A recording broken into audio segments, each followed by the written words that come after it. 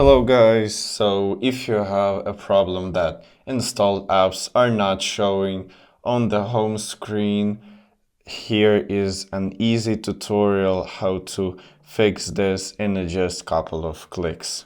So first of all, find Settings app and go into the search tab. Then type in home screen and go just right here.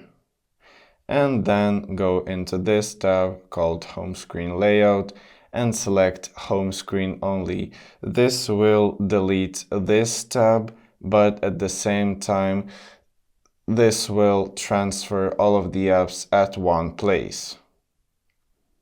So as you can see, all of the apps are just on your home screen. So now you don't have to always search for apps. And if you found this video tutorial useful for you, leave a like and subscribe for more tips. See you next time!